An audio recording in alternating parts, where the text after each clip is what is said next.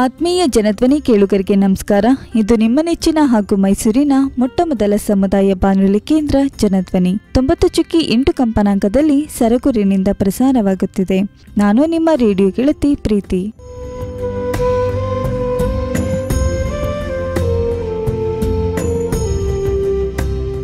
ಪ್ರೀತಿಯ ಜನಧ್ವನಿ ಕೇಳುಗರಿಗೆಲ್ಲ ಸ್ವಾತಂತ್ರ್ಯೋತ್ಸವ ಸರಣಿ ಕಾರ್ಯಕ್ರಮಕ್ಕೆ ಆತ್ಮೀಯವಾದ ಸ್ವಾಗತ. ತಮ್ಮ ದೇಶ ಮತ್ತು ದೇಶವಾಸಿಗಳು ಸ್ವತಂತ್ರರಾಗಲು ಕಿಚ್ಚತೆಯಿಂದ ಹೋರಾಡಿದವರನ್ನ ನಾವು ಸ್ವತಂತ್ರ ಹೋರಾಟಗಾರರು ಅಂತ ಗುರುತಿಸ್ತೀವಿ. ಸ್ವತಂತ್ರ ಹೋರಾಟಗಾರರು ರಾಷ್ಟ್ರಕ್ಕೆ ಸ್ವತಂತ್ರವನ್ನು ತರೋದಕ್ಕೆ ಧೈರ್ಯದಿಂದ ತಮ್ಮ ಜೀವವನ್ನೇ ತ್ಯಾಗ ಮಾಡಿದಂತಹ ಮಹಾನ್ ದೇಶ ಪ್ರೇಮಿಗಳು. ಅಂತಹ ದೇಶ ಪ್ರೇಮವನ್ನ ದೇಶದ ಪ್ರತಿಯೊಬ್ಬ ಪ್ರಜೆಯೂ ಮೈಗೂಡಿಸಿಕೊಳ್ಳಬೇಕು. ಭಾರತ ಸ್ವತಂತ್ರ ಚಳುವಳಿಯು ಬ್ರಿಟಿಷ್ ಸಾಮ್ರಾಜ್ಯದಿಂದ ಸ್ವತಂತ್ರವನ್ನು ಪಡೆಯಲು ಭಾರತೀಯರು ನಡೆಸಿದಂಥ ಹೋರಾಟ ಇದು. ಇದು 1857ರಿಂದ 1947 ಆಗಸ್ಟ್ 15ರವರೆಗೆ ನಡೆದ ಭಾರತದ ವಿವಿಧ ಸಂಘ ಸಂಸ್ಥೆಗಳ ತತ್ವಗಳು, ದಂಗೆಗಳು, ಹೋರಾಟಗಳು ಮತ್ತು ಪ್ರಾಣಾಹುತಿಗಳ ಸಂಗಮವಾಗಿದೆ. ಹಾಗೆಯೇ ನಮ್ಮ ಇವತ್ತಿನ ಕಾರ್ಯಕ್ರಮದಲ್ಲಿ ಭಾರತ ಸ್ವತಂತ್ರ ಹೋರಾಟದ ಪ್ರಮುಖ ಹೋರಾಟಗಾರರಾದ ಲಾಲಾ ಲಜಪತ್ ರಾಯರವರ ಬಗ್ಗೆ ಒಂದಿಷ್ಟು ಮಾಹಿತಿಯನ್ನ ನೀಡಲು ನಮ್ಮ ಜೊತೆ ಇದ್ದಾರೆ ಬೆಂಗಳೂರಿನ ರಾಷ್ಟ್ರ ಗೌರವ ಸಂರಕ್ಷಣಾ ಪರಿಷತ್ನ ಅಧ್ಯಕ್ಷರಾದ ಶ್ರೀಯುತ ರಾಮಕೃಷ್ಣರವರು. ಬನ್ನಿ ಅವರನ್ನ ಕಾರ್ಯಕ್ರಮಕ್ಕೆ ಸ್ವಾಗತಿಸೋಣ. ಅವರಿಂದಲೇ ಒಂದಿಷ್ಟು ವಿಚಾರವನ್ನ ತಿಳಿಯೋಣ. ಸರ್, ಸ್ವಾತಂತ್ರ್ಯೋತ್ಸವ ಸರಣಿ ಕಾರ್ಯಕ್ರಮಕ್ಕೆ ಆತ್ಮೀಯವಾದ ಸ್ವಾಗತ. ಸರ್, ತುಂಬಾ ಧನ್ಯವಾದಗಳು. ನಿಮಗೂ ಅಷ್ಟೇ ಇದಕ್ಕೆ ಆತ್ಮೀಯವಾದ ಸುಸ್ವಾಗತ.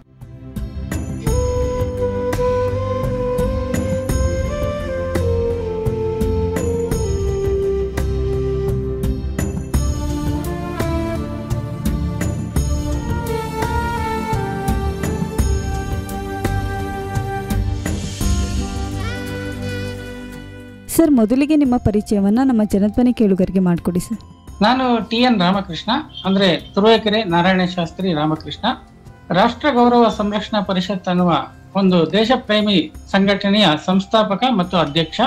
ಈ ಸಂಸ್ಥೆಯ ಮೂಲಕ ಕಳೆದ 21ಕ್ಕೂ ಹೆಚ್ಚಿನ ವರ್ಷಗಳಿಂದ ನಿರಂತರವಾಗಿ ಮುಖ್ಯವಾಗಿ ಕರ್ನಾಟಕದ ಜನತೆಗೆ, ಅದರ ಹೊರತಾಗಿ ಕರ್ನಾಟಕದ ಹೊರತಾಗಿ ಸುಮಾರು 35 ಊರಿನ ಭಾರತದ 35 ಊರಿನ ಜನತೆಗೆ, ಜೊತೆಯಲ್ಲಿ ವಿದೇಶಗಳಲ್ಲಿ ಅಮೆರಿಕ, ಸಿಂಗಪೂರ್, ಮಲೇಷ್ಯಾ, ಥೈಲ್ಯಾಂಡ್ ಇಲ್ಲಿ ಸಹ ನಾವು ವಿಭಿನ್ನವಾದ ಕಾರ್ಯಕ್ರಮಗಳನ್ನ ಮಾಡಿದ್ದೇವೆ. ತನ್ಮೂಲಕ ಕ್ರಾಂತಿಕಾರಿ ಸ್ವಾತಂತ್ರ್ಯ ಹೋರಾಟಗಾರನ್ನ ಸಮಾಜದ ಹಲವು ಸ್ತರದ ಜನರಿಗೆ ಮತ್ತು ವಿದ್ಯಾರ್ಥಿಗಳಿಗೆ ಪರಿಚಯ ಮಾಡಿಸುವಂತ ಅಮೋಘವಾದ ಪ್ರಯತ್ನವನ್ನ ಮಾಡುವಲ್ಲಿ ಯಶಸ್ವಿಯಾಗಿದ್ದೇವೆ. ಸರ್, ಬಹಳ ಸಂತೋಷ. ಸರ್, ಮೊದಲಿಗೆ ಲಾಲಾ ಲಜಪತ್ ರಾಯರವರ ಜನನವಾಗಿದ್ದು ಎಲ್ಲಿ ಮತ್ತೆ ಅವರು ಹುಟ್ಟಿದ್ದು ಯಾವಾಗ ಅನ್ನೋದ್ರ ಬಗ್ಗೆ ತಿಳಿಸ್ಕೊಡಿ. ಸರ್, ಒಂದು ದೇಶದ ಭಾಗ್ಯ ವಿಶೇಷದಿಂದ ಅತ್ಯಂತ ಮಹತ್ವದ ಕಾಲಘಟ್ಟದಲ್ಲಿ ಹಲವಾರು ಸೀಮಾ ಪುರುಷರು, ಮಹಾಪುರುಷರು ಜನ್ಮ ಬೆತ್ತಿ ಮುಂದಿನ ಸಹಸ್ರ ವರ್ಷಗಳ ಕಾಲ ತಾವು ಹುಟ್ಟಿದ ದೇಶ, ಜನತೆ ಮತ್ತು ಮಾನವೀಯತೆಗೆ ಹಲವು ಅತ್ಯಂತ ಮಹತ್ವವಾದ ಕೊಡುಗೆಗಳನ್ನು ನೀಡಿ ಅಸ್ತಂಗತರಾಗಿ ಧ್ರುವತಾರಿಯಂತೆ ಶಾಶ್ವತವಾಗಿ ನೈಜ ಪ್ರಾಮಾಣಿಕ ದೇಶಭಕ್ತರಿಗೆ ನಿರಂತರವಾಗಿ ಪ್ರೇರಣೆಯನ್ನು ನೀಡುತ್ತಾರೆ. ಅಂತಹ ಸೀಮಾ ಪುರುಷ ಮಹಾಪುರುಷರಲ್ಲಿ ಒಬ್ರು, ಅತ್ಯಂತ ಪ್ರಮುಖರಲ್ಲಿ ಒಬ್ರು, ಪಂಜಾಬಿನ ಸಿಂಹ ಅಂತಾನೆ ಖ್ಯಾತಿ ಗಳಿಸಿದಂತಹ ಪಂಜಾಬ್ ನ್ಯಾಷನಲ್ ಬ್ಯಾಂಕ್ ಅನ್ನು ಪ್ರಾರಂಭ ಮಾಡಿದಂತಹ ಲಾಲಾ ಲಜಪತ್ ರಾಯರು ಹುಟ್ಟಿದ್ದು 28 ಜನವರಿ 1865ನೇ ಇಸ್ವಿಯಿಂದ ಇಂದಿನ ಪಂಜಾಬ್ ರಾಜ್ಯದ ಇವತ್ತಿನ ಮೋಗಾ ಜಿಲ್ಲೆಯ ದುಡಿಕೆ ಎಂಬ ಗ್ರಾಮದಲ್ಲಿ.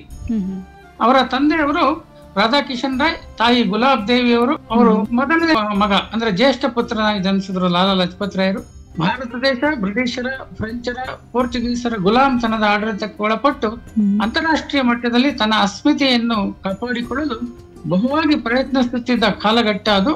ಮತ್ತು ಅದಕ್ಕೂ ಮುಂಚೆ ಮಧ್ಯಯುಗದ ವಿದೇಶಿ ಆಕ್ರಮಣಕಾರರ ದುರಾಡಳಿತ, ಲೂಟಿ, ಸಂಸ್ಕೃತಿಯ ವಿನಾಶದಿಂದ ಬಸವಳಿದಿದ್ದ ಪುರಾತನ ಭಾರತದ ನವೋದಯದ ಹರಿಕಾರರಲ್ಲಿ ಪ್ರಮುಖ ಸೀಮಾ ಪುರುಷರು ಲಾಲಾ ಲಜಪತ್ ರಾಯರು.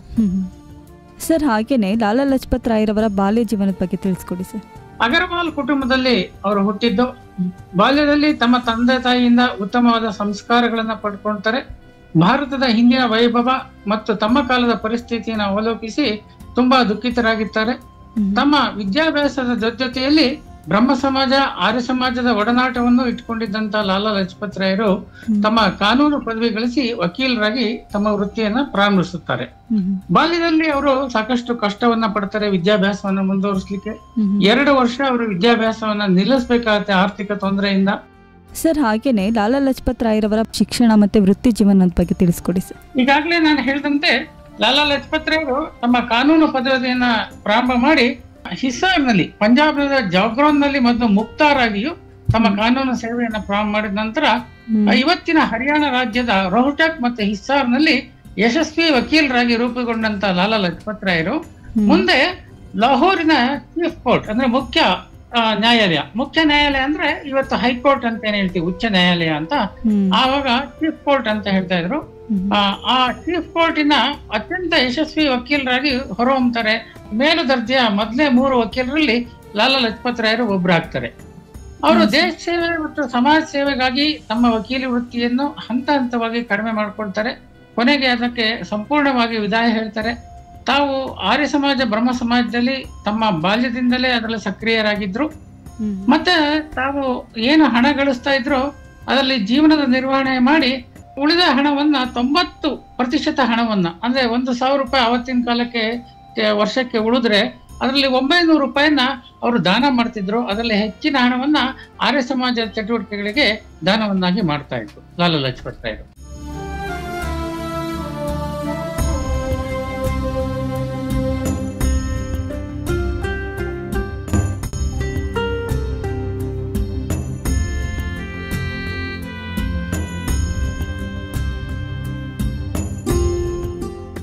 ಸರ್, ಹಾಗೇನೆ ಭಾರತ ಸ್ವಾತಂತ್ರ್ಯ ಹೋರಾಟಕ್ಕಾಗಿ ಲಾಲಾ ಲಜಪತ್ ರಾಯರವರು ಹಲವಾರು ವಿದೇಶಿ ಪ್ರವಾಸವನ್ನ ಕೈಗೊಂಡಿದ್ರು ಅನ್ನೋದ್ರ ಬಗ್ಗೆ ಕೇಳ್ಪಟ್ಟಿದ್ದೀವಿ ಸರ್. ಇದ್ರ ಬಗ್ಗೆ ಇನ್ನಷ್ಟು ಮಾಹಿತಿಗಳನ್ನ ತಿಳಿಸ್ಕೊಡಿ ಸರ್. ವಿದೇಶಗಳಲ್ಲಿ ಲಾಲಾ ಲಜಪತ್ ರಾಯರು ಅಂತ ಇದಕ್ಕೆ ಒಂದು ಶೀರ್ಷಿಕೆಯನ್ನ ಕೊಡ್ಬೋದು. ಭಾರತದ ಸ್ವಾತಂತ್ರ್ಯಕ್ಕಾಗಿ ಮತ್ತು ವಿದೇಶಗಳಲ್ಲಿ ವಿದೇಶಿಯರ ಒಂದು ಗಮನವನ್ನ ಭಾರತದ ಸ್ವಾತಂತ್ರ್ಯಕ್ಕಾಗಿ ಅವರ ಸದಭಿಪ್ರಾಯವನ್ನ ಒಟ್ಟಾಭಿಪ್ರಾಯವನ್ನ ರೂಪಿಸೋದಕ್ಕೋಸ್ಕರ ಲಾಲಾ ಲಜಪತ್ ರಾಯರು ಹಲವಾರು ದೇಶಗಳಿಗೆ ಪ್ರವಾಸವನ್ನ ಮಾಡ್ತಾರೆ. ಅದರಲ್ಲಿ ನ್ಯೂಜಿಲೆಂಡಿಗೆ ಹೋಗ್ತಾರೆ, ಜಪಾನಿಗೆ ಹೋಗ್ತಾರೆ, ಅಲ್ಲಿಂದ ಶ್ರೀಲಂಕಾದಲ್ಲಿ ಇರ್ತಾರೆ, ಇಂಗ್ಲೆಂಡ್ ಅಲ್ಲಿ ಹೋಗ್ತಾರೆ, ಜರ್ಮನಿಗೆ ಹೋಗ್ತಾರೆ, ಅಮೆರಿಕದಲ್ಲಿ ಹೋಗಿರ್ತಾರೆ, ಕೆನಡಾಗೂ ಹೋಗಿರ್ತಾರೆ. ಈ ಎಲ್ಲ ದೇಶಗಳಲ್ಲಿ ಹೋಗಿ ಅವರು ಜಿನಿವಾದಲ್ಲೂ ಹೋಗುತ್ತಾರೆ. ಈ ಎಲ್ಲ ದೇಶಗಳಲ್ಲಿ ಆ ದೇಶಗಳ ರಾಜಕೀಯ ನೇತಾರರ, ಮುತ್ಸದ್ದಿಗಳ, ನೀತಿ ನಿರೂಪಕರ, ವಿಭಿನ್ನ ಕ್ಷೇತ್ರದ ಹಲವಾರು ನಾಯಕರುಗಳನ್ನ ಭೇಟಿ ಮಾಡಿ ಅವರಿಗೆ ಭಾರತದ ಸ್ಥಿತಿಗತಿಗಳು, ಬ್ರಿಟಿಷರ ದೌರ್ಜನ್ಯ ದಬ್ಬಾಳಿಕೆಯ ಆಡಳಿತ, ನಮ್ಮ ಶೋಷಣೆ ಯಾವ ರೀತಿ ಆಗ್ತಾ ಇದೆ, ನಮ್ಮ ದೇಶದ ಸಂಪತ್ತಿನ ಲೂಟಿ ಯಾವ ರೀತಿ ಆಗ್ತಾ ಇದೆ, ಈ ದೇಶಕ್ಕೆ ರಾಜಕೀಯ ಸ್ವಾತಂತ್ರ್ಯ ಯಾವತ್ತು ಮಹತ್ವಪೂರ್ಣವಾಗಿದೆ, ಯಾವ ಕಾರಣಕ್ಕೆ ಬೇಕು, ಅದು ಪ್ರಪಂಚದ ಗೆಲುವಿಗೆ ಭಾರತದ ರಾಜಕೀಯ ಸ್ವಾತಂತ್ರ್ಯ ಎಷ್ಟು ಮುಖ್ಯ ಅನ್ನೋದನ್ನ ಅತ್ಯಂತ ಸವಿವರವಾಗಿ ಮನಮುಟ್ಟುವಂತೆ ವಿವರಿಸಿ ಅವರೆಲ್ಲರ ಬೆಂಬಲವನ್ನ ಪಡೆದುಕೊಳ್ಳುವಲ್ಲಿ ಅವರು ಯಶಸ್ವಿ ಆಗ್ತಾರೆ. ಅದೇ ರೀತಿಯಲ್ಲಿ ಇಂಗ್ಲೆಂಡಿನಲ್ಲಿ ಲೇಬರ್ ಪಾರ್ಟಿಯ ಚರ್ಚೆಯಲ್ಲಿ ಭಾಗವಹಿಸ್ತಾರೆ, ಅಲ್ಲಿನ ಲೇಬರ್ ಪಾರ್ಟಿಯ ಸದಸ್ಯತ್ವವನ್ನ ಪಡ್ಕೊಳ್ತಾರೆ. ಅದೇ ರೀತಿಯಲ್ಲಿ ಕೇಂಬ್ರಿಡ್ಜ್ ನಲ್ಲಿ ಭಾರತೀಯ ವಿದ್ಯಾರ್ಥಿಗಳನ್ನ ಭೇಟಿ ಮಾಡ್ತಾರೆ, ಅವ್ರ ಜೊತೆಯಲ್ಲಿ ಭಾರತದ ಸ್ವಾತಂತ್ರ್ಯದ ಕುರಿತಾದ ಚರ್ಚೆಯನ್ನ ಮಾಡ್ತಾರೆ. ಲಂಡನ್ ನಲ್ಲಿ ರಾಷ್ಟ್ರೀಯವಾದಿಗಳ ಮತ್ತೆ ಸಬ್ಜೆಕ್ಟ್ ರೇಸಸ್ ನ ಭೇಟಿಯನ್ನ ಮಾಡ್ತಾರೆ. ಜಪಾನಿನ ಪ್ರಧಾನಿ ಕೌಂಟ್ ಒಕುಮಾ ಅವರನ್ನ ಭೇಟಿ ಮಾಡ್ತಾರೆ. ಟೋಕಿಯೋದ ಪತ್ರಕರ್ತರು ಲಾಲಾಜಿ ಅವರ ಗೌರವಾರ್ಥವಾಗಿ ಒಂದು ಔತಣ ಕೂಟವನ್ನೇ ಏರ್ಪಡಿಸಿರ್ತಾರೆ. ಅಂದ್ರೆ ಅವರು ಎಷ್ಟು ಮಹತ್ವವನ್ನು ಪಡ್ಕೊಂಡಿದ್ರು ತಮ್ಮ ವಿದೇಶ ಪ್ರವಾಸಗಳಲ್ಲಿ ಭಾರತದ ಸ್ವಾತಂತ್ರ್ಯದ ಒಂದು ಸದಭಿಪ್ರಾಯವನ್ನು ರೂಪಿಸುವಲ್ಲಿ ಅನ್ನೋದು ಗೊತ್ತಾಗುತ್ತೆ. ಅದೇ ರೀತಿಯಲ್ಲಿ ಚೀನಾದ 2ನೇ ಕ್ರಾಂತಿಯ ನಂತರ ಜಪಾನ್ ನಲ್ಲಿ ಆಶ್ರಯ ಪಡೆದಿದ್ದ ಚೀನಾದ ನಾಯಕ ಸನ್ ಯಟ್-ಸೆನ್ ಅವರನ್ನ ಭೇಟಿ ಮಾಡ್ತಾರೆ. ಅದೇ ರೀತಿಯಲ್ಲಿ ಜಿನಿವಾದಲ್ಲಿ ನಡೆದ 8ನೇ ಅಂತಾರಾಷ್ಟ್ರೀಯ ಕಾರ್ಮಿಕ ಸಮ್ಮೇಳನದಲ್ಲಿ ಸಕ್ರಿಯವಾಗಿ ಭಾಗವಹಿಸ್ತಾರೆ. ಭಾರತದ ಕಾರ್ಮಿಕರ ಸ್ಥಿತಿಗತಿಗಳ ವಿವರಣೆ, ಜಿನಿವಾದಲ್ಲಿ ಕ್ರಾಂತಿಕಾರಿ ಸ್ವಾತಂತ್ರ್ಯ ಹೋರಾಟಗಾರರಾಗಿದ್ದಂತಹ ಶ್ಯಾಮ್ಜಿ ಕೃಷ್ಣ ವರ್ಮ ಅವರನ್ನ ಭೇಟಿ ಮಾಡ್ತಾರೆ. ವಿಶ್ವ ಸಂಸತ್ತಿನ ಒಕ್ಕೂಟದ ಸಮ್ಮೇಳನದಲ್ಲಿ ಭಾಗವಹಿಸ್ತಾರೆ. ವಿಶ್ವ ಮೈಗ್ರೇಷನ್ ಕಾಂಗ್ರೆಸ್ ನಲ್ಲಿ ಲಂಡನ್ ನಲ್ಲಿ ಆಗಿದ್ದು ಅದರಲ್ಲಿ ಭಾಗವಹಿಸ್ತಾರೆ.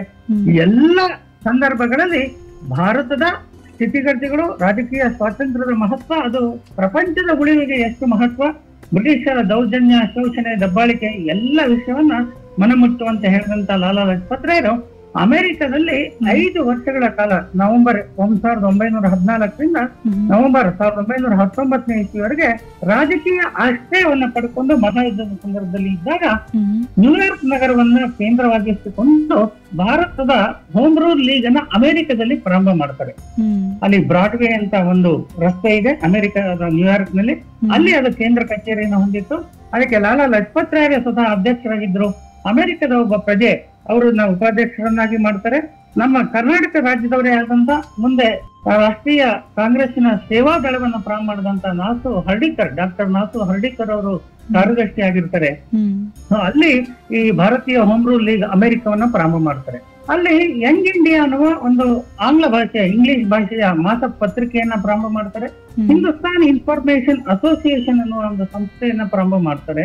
ಈ ಸಂಸ್ಥೆಯ ಮೂಲಕ ವಿದೇಶಗಳಲ್ಲಿ ಭಾರತದ ಸ್ವಾತಂತ್ರ್ಯಕ್ಕಾಗಿ ಯಾವ್ಯಾವ ರೀತಿಯ ಪ್ರಯತ್ನಗಳು ನಡೀತಾ ಇದೆ, ಇದನ್ನ ಭಾರತೀಯರಿಗೆ ವಿಷಯವನ್ನು ತಲುಪಿಸುವಂತ ವ್ಯವಸ್ಥೆ, ಭಾರತದ ಸ್ವಾತಂತ್ರ್ಯಕ್ಕಾಗಿ ಭಾರತದಲ್ಲಿ ಯಾವ್ಯಾವ ರೀತಿಯ ಪ್ರಯತ್ನಗಳು ಹೋರಾಟಗಳು ನಡೆದಿದೆ ಇದನ್ನ ವಿದೇಶದಲ್ಲಿರುವಂತಹ ಭಾರತೀಯರಿಗೆ ತಿಳಿಸುವಂತಹ ಸಂಸ್ಥೆಯನ್ನಾಗಿ ಅದನ್ನ ಅವರು ರೂಪಿಸ್ತಾರೆ. ಇದಕ್ಕೆಲ್ಲ ಕಿರೀಟವಿಟ್ಟಂತೆ ಅಮೆರಿಕದ ಸಂಸತ್ತಿನ ಮೇಲ್ಮನೆ ಸೆನೆಟ್ ಅಂತ ಕರೀತಾರೆ. ಆ ಸೆನೆಟ್ಟಿನ ವಿದೇಶಾಂಗ ಸಚಿವಾಲಯದ ಸಮಿತಿ ಈ ಗುಲಾಮತನದಲ್ಲಿ ಇದ್ದಂತ ಅಂದ್ರೆ ಇಂಗ್ಲೆಂಡು, ಅದೇ ರೀತಿಯಲ್ಲಿ ಫ್ರಾನ್ಸ್, ಪೋರ್ಚುಗೀಸು, ಈ ದೇಶಗಳ ಗುಲಾಮತನದಲ್ಲಿದ್ದಂತ ರಾಷ್ಟ್ರಗಳ ಅಹವಾಲನ್ನು, ಅಂದ್ರೆ ಅವ್ರಿಗೆ ರಾಜಕೀಯ ಸ್ವಾತಂತ್ರ್ಯ ಏನಕ್ ಬೇಕು, ಅದರ ಪ್ರಾಮುಖ್ಯತೆ ಏನು, ಆ ದೇಶದ ಜನರ ಶೋಷಣೆ, ದೌರ್ಜನ್ಯ, ಆ ಸಂಪತ್ತಿನ ಲೂಟಿ ಯಾವ ರೀತಿ ಆಗ್ತಿದೆ, ಇದನ್ನು ಸವಿವರವಾಗಿ ಸಲ್ಲಿಸಬೇಕು ಅಂತ ಅರ್ಜಿಯನ್ನು ಕರೀತಾರೆ. ಇದು ಇವರ ಗಮನಕ್ಕೆ ಬಂದಿದ್ದು ಕೇವಲ 2 ದಿನ ಮುಂಚೆ, ಅಂದ್ರೆ ನಾಡಿದ್ದು ಬೆಳಿಗ್ಗೆ ಅಲ್ಲಿನ ಸಂಸತ್ತಿನ ಮೇಲ್ಮನೆಯ ಸೆನೆಟರ್ಗಳು ಅಂತಾರೆ, ಆ ಸೆನೆಟರ್ಗಳಿಗೆ ತಲುಪಿಸ್ಬೇಕು. ಈಗ ಇವತ್ತು ಸಾಯಂಕಾಲ ಅವರ ಕಾರ್ಯದರ್ಶಿಯಾಗಿದ್ದಂತ ನಾಸು ಹರ್ಡಿಕರ್ ಅವರು ಬಂದು ಲಾಲಾ ಲಜಪತ್ ರಾಯರಿಗೆ ತಿಳಿಸ್ತಾರೆ. ಲಾಲಾ ಲಜಪತ್ ರಾಯರಿಗೆ ಇನ್ಸೋಮ್ನಿಯಾ ಅಂದ್ರೆ ನಿದ್ರಾಹೀನತೆಯ ಒಂದು ಸಮಸ್ಯೆ ಇರುತ್ತೆ. ರಾತ್ರಿ ಅವ್ರಿಗೆ ನಿದ್ದೆ ಬರೋದು ತುಂಬಾ ಕಷ್ಟ ಇರುತ್ತೆ. ಇಷ್ಟು ನಡುವೆನು ಇಡೀ ರಾತ್ರಿ ಕೂತ್ಕೊಂಡು 32 ಮುದ್ರಿತವಾಗುವಂತ ಒಂದು ಪೂರ್ಣವಾದ ವಿವರಣೆ ಉಳ್ಳಂತ ಅಹವಾಲು ಮನವಿ ಪತ್ರವನ್ನ ಕೈಯಲ್ಲಿ ಬರೀತಾರೆ. ಆ ಯಂಗ್ ಇಂಡಿಯಾ ಅನ್ನುವ ಮಾಸಪತ್ರಿಕೆಯನ್ನು ಏನು ಅವರು ಮುದ್ರಣಗೊಳಿಸ್ತಿದ್ರು, ಆ ಮುದ್ರಣಕಾರರ ಮನೆಗೆ ಹೋಗಿ ಅವ್ರನ್ನ ಕರ್ಕೊಂಡ್ಬಂದು ಮುದ್ರಣಾಲಯಕ್ಕೆ ಬೆಳಗ್ಗೆ 7 ಗಂಟೆಗೆನೆ ಆ ಮೊಳೆ, ಅವತ್ತಿಗೆಲ್ಲ ಕಂಪ್ಯೂಟರ್ ಎಲ್ಲ ಇರ್ಲಿಲ್ಲ, ಮೊಳೆಯನ್ನ ಚೆಕ್ ಮಾಡ್ಬೇಕಾಯ್ತು. ಅದನ್ನ ಮಾಡಿಸಿ ಆ ಕರಡು ಪ್ರತಿ ಅಂದ್ರೆ ಪ್ರೂಫ್ ಅನ್ನ ಓದಿ ಅದನ್ನ ತಿದ್ದುಪಡಿ ಮಾಡಿಸಿ 1 ಗಂಟೆಗೆ ಮುದ್ರಣ ಮಾಡಿಸಿ 4 ಗಂಟೆಗೆ ಮುಗಿದು ಅದು 7 ಗಂಟೆಗೆ ಒಣಗಿ ನಂತರ ಅದನ್ನ ಬೈಂಡ್ ಮಾಡಿಸಿ ನಾಸು ಹರ್ಡಿಕರ್ ಮತ್ತೆ ಇನ್ನೊಬ್ಬರ ಮೂಲಕ ವಾಷಿಂಗ್ಟನ್ ನಗರಕ್ಕೆ, ಅಮೆರಿಕದ ರಾಜಧಾನಿ ವಾಷಿಂಗ್ಟನ್ ಕಳಿಸಿ ಮಾರನೇ ದಿನ ಅದ್ರ ಮಾರನೇ ದಿನ ಅಂದ್ರೆ ನಾಡಿದ್ದು ಬೆಳಿಗ್ಗೆ ಅಲ್ಲಿನ ಸೆನೆಟರ್ಗಳಿಗೆ ತಲುಪಿಸುವಂತ ವ್ಯವಸ್ಥೆಯನ್ನು ಮಾಡ್ತಾರೆ. ಅಂದ್ರೆ ಲಾಲಾ ಲಜಪತ್ ರಾಯರ ಬದ್ಧತೆ ರಾಷ್ಟ್ರಕ್ಕಾಗಿ ಎಷ್ಟಿತ್ತು ಅನ್ನೋದು ಗೊತ್ತಾಗುತ್ತೆ. ಮತ್ತೆ ಭಾರತ ದೇಶದ ಸ್ಥಿತಿಗತಿಗಳು, ನಮ್ಮ ಸ್ವಾತಂತ್ರ್ಯದ ಉತ್ಕಟ ಐಕ್ಯ, ಅದಕ್ಕೆ ಬೇಕಾದ ಸಮರ್ಥನೆ, ಎಲ್ಲ ವಿಷಯಗಳು ಅವ್ರಿಗೆ ನಿರರ್ಗಳವಾಗಿ ಬಾಯಿಪಾಠ ಆಗಿತ್ತು. ಇಷ್ಟು ಮಟ್ಟಿಗೆ ದಣಿವರಿಯಾದ ಕೆಲಸವನ್ನ ಮಾಡ್ತಿದ್ರು ಅನ್ನೋಕೆ ಇದು ಒಂದು ಉದಾಹರಣೆ. ಹೀಗೆ ವಿದೇಶಗಳಲ್ಲಿ ಹಲವಾರು ರೀತಿಯಲ್ಲಿ ಭಾರತದ ಸ್ವಾತಂತ್ರ್ಯದ ಪರವಾಗಿ ಅವರು ಕೆಲಸವನ್ನ ಮಾಡ್ತಾರೆ. ಅದೇ ರೀತಿಯಲ್ಲಿ ಇದಕ್ಕೆ ಮುಂಚೆ 2 ಬಾರಿ ಭಾರತ ರಾಷ್ಟ್ರೀಯ ಕಾಂಗ್ರೆಸ್ಸಿನ ಅಧಿಕೃತ ಪ್ರತಿನಿಧಿಯಾಗಿ ಇಂಗ್ಲೆಂಡಿಗೆ ಹೋಗಿ ಇಂಗ್ಲೆಂಡಿನ ಸಂಸತ್ ಸದಸ್ಯರಿಗೆ ಮನವಿ ಪತ್ರ ಕೊಟ್ಟು ಅವರ ಜೊತೆ ಚರ್ಚೆಗಳನ್ನ ಮಾಡಿ ಭಾರತದ ಸ್ವಾತಂತ್ರ್ಯ, ರಾಜಕೀಯ ಸ್ವಾತಂತ್ರ್ಯದನ್ನ ಅವರಿಗೆ ಸ್ಪಷ್ಟವಾಗಿ ನಿರೂಪಿಸ್ತಾರೆ ಲಾಲಾ ಲಜಪತ್ ರಾಯರು. ಸರ್, ಹಾಗೇನೆ ಭಾರತ ಸ್ವತಂತ್ರ ಹೋರಾಟಕ್ಕೋಸ್ಕರ ಹಾಗೇನೆ ಭಾರತ ರಾಷ್ಟ್ರೀಯ ಸ್ವಾತಂತ್ರ್ಯಕ್ಕೋಸ್ಕರ ವಿದೇಶಿ ಪ್ರವಾಸವನ್ನ ಕೈಗೊಂಡ್ರು ಲಾಲಾ ಲಜಪತ್ ರಾಯ್ ಅವರು ಅನ್ನೋದ್ರ ಬಗ್ಗೆ ಹೇಳಿದ್ರಿ. ಸರ್, ಭಾರತ ಸ್ವತಂತ್ರ ಹೋರಾಟದ ಶ್ರೇಷ್ಠ ಬರಹಗಾರರಲ್ಲಿ ಲಾಲಾ ಲಜಪತ್ ರಾಯ್ ಕೂಡ ಒಬ್ಬರು. ಅವರ ಬರವಣಿಗೆಯಲ್ಲಿ ಮೂಡಿ ಬಂದಂತಹ ಪ್ರಮುಖ ಕೃತಿಗಳ ಬಗ್ಗೆ ತಿಳಿಸ್ಕೊಡಿ ಸರ್.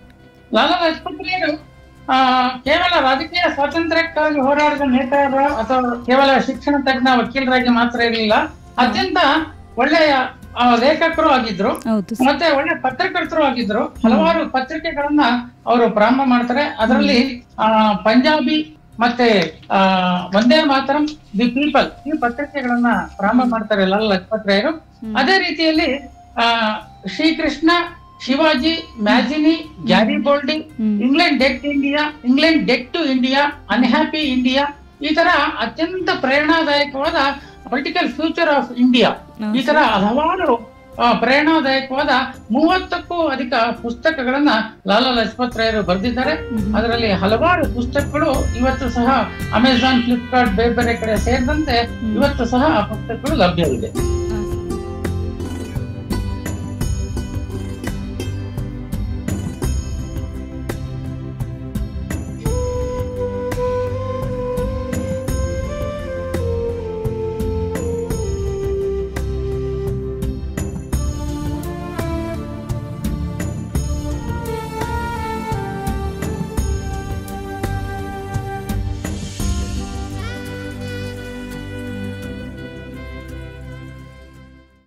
ಸರ್, ಇದುವರೆಗೂ ಅವ್ರು ಬರೆದಂಥ ಪ್ರಮುಖ ಕೃತಿಗಳ ಬಗ್ಗೆ ತಿಳಿಸ್ಕೊಡ್ರಿ.